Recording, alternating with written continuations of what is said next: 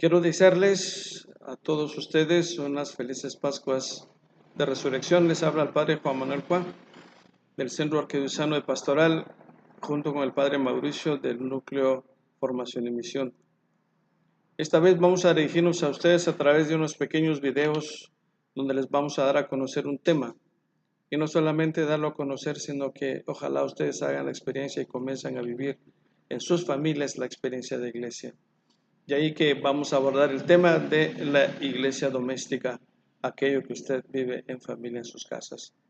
Y lo voy a hacer dos planteamientos. Por un lado, la palabra de Dios en Hechos de los Apóstoles, y por otro lado, algunos documentos de la iglesia que nos hablan sobre el tema. Vamos entonces en este momento a ver lo que nos dice la Sagrada Escritura sobre el tema que es la iglesia doméstica. El primer dato que tenemos es el libro de los Hechos de los Apóstoles, capítulo 2, versículos del 46 al 47, dice: muy unidos todos los días frecuentaban el templo y partían el pan en las casas, participando de las comidas con alegría y sencillez de corazón. Alababan a Dios y gozaban de la simpatía de todo el pueblo. Cada día el Señor incorporaba a la comunidad a los que se iban salvando. Por otro lado, el mismo libro, solo que en el capítulo 5 va a decir: y todos los días en el templo y en las casas no cesaban de enseñar y anunciar la buena noticia de Jesús. Hermanos y hermanas, en estos días que estamos confinados, yo creo que va muy bien ver estos textos a la luz de la reflexión que voy a hacer de manera breve. De entrada, el texto nos hace ver que desde la época apostólica ya la familia jugaba un papel importante en el quehacer de la evangelización incipiente. Podemos afirmar que la familia era un espacio vital para la existencia de la iglesia. Con toda seguridad podemos decir que es en la casa, es decir, en la familia, donde reside la plenitud de la iglesia. Inevitablemente no podemos prescindir de esta experiencia primera, ya que es la base que tiene esta iglesia. Ella nació allí, nació en las casas. Así fue la primera experiencia. San Lucas nos dice cuál es el esquema de esas reuniones y lo presenta en 4 momentos. ¿Qué hacían las comunidades en las casas? Primero, la enseñanza de los apóstoles, es decir, lectura viva de la palabra de Dios. Segundo, partían el pan, es decir, la Sagrada Eucaristía. Tercero, la oración en común. Y el cuarto, la comunión en la caridad. Hay un término técnico que se usa en la iglesia que se dice koinonía, que no solamente es la reunión de las personas, sino que todo lo compartían en común. Es más, proyectaban esa ayuda a los más pobres y necesitados.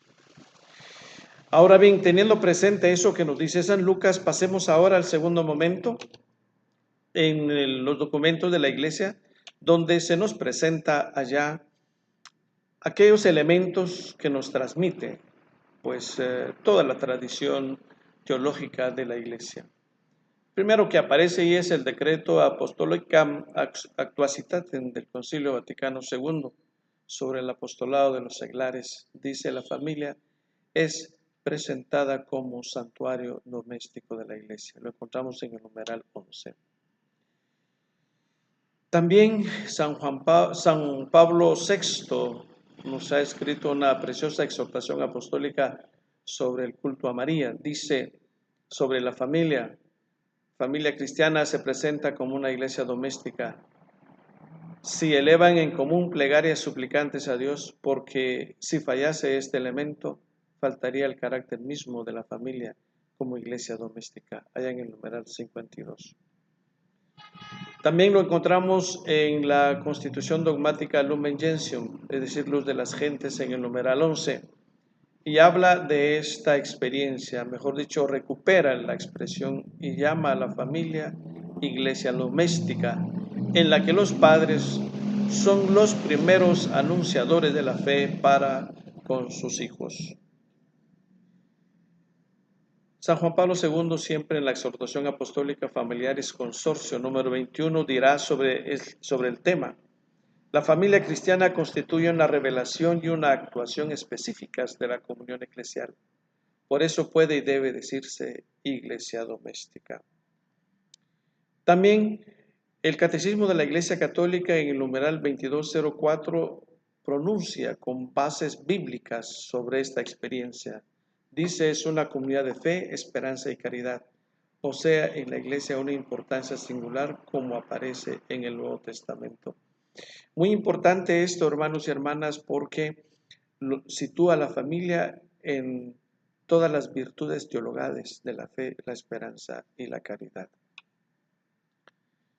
Tenemos una cita más del Catecismo de la Iglesia Católica en el numeral 2685. Dice al respecto: la familia cristiana es el primer ámbito para la educación en la oración, fundada en el sacramento del matrimonio. Es la iglesia doméstica donde los hijos de Dios aprenden a orar como iglesia y a perseverar en la oración. Hagamos un momento de reflexión entonces de todo lo dicho, tanto del Nuevo Testamento en Hechos de los Apóstoles como la doctrina de la Iglesia. Yo tendría que comunicarles, hermanos y hermanas, lo siguiente. Muchas veces la reflexión sobre la familia como iglesia doméstica se reduce a un mero hecho de cumplir requisitos para la práctica de los sacramentos, de las leyes y normas que la misma iglesia dicta, cuando tendríamos que decir que es algo más que eso. No lo estamos negando de que sea malo, pero la iglesia va más allá, la iglesia doméstica va más allá. La familia no es iglesia doméstica solo porque los jóvenes novios se van a casar y reciben el sacramento del matrimonio, o porque la familia practica los sacramentos, lleva a los niños a bautizar, por ejemplo, o porque van a misa todos los domingos. Es por esto, ciertamente, pero hay mucho más. Fijémonos en la figura de Nazaret.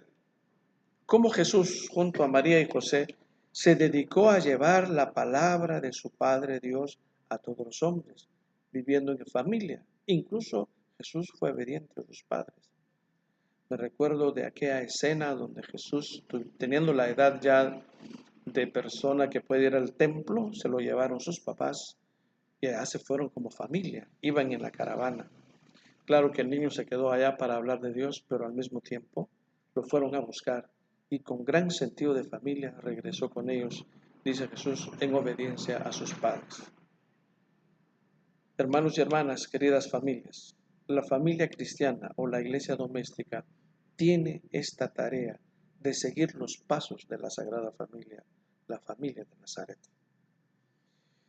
Las circunstancias en que vivimos hoy y que vive el mundo, donde la pandemia nos ha obligado a confinarnos y con esto el no poder reunirnos como hermanos en la parroquia o asistir en nuestras reuniones habituales, yo creo que es preciso volver nuestra mirada a esta experiencia primera de la iglesia naciente y procuremos de hacerla nuestra. Esta forma de vivir la fe es la más genuina que hay. Nosotros somos portadores de esta gran tradición.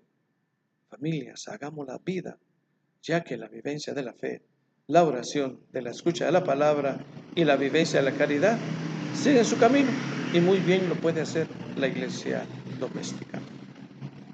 Finalmente, no se puede absolutizar la iglesia doméstica como una realidad suprema y única de la iglesia. Por ejemplo, hoy que ustedes digan, bueno, ya se nos dio vía, esta es la nueva forma de organización de la iglesia. No estamos queriendo decir eso. Más bien, esta experiencia eclesial doméstica debe afianzarse para formar la iglesia universal. Les pongo este ejemplo. Ustedes como familias, el conjunto de las familias en la parroquia hacen la parroquia.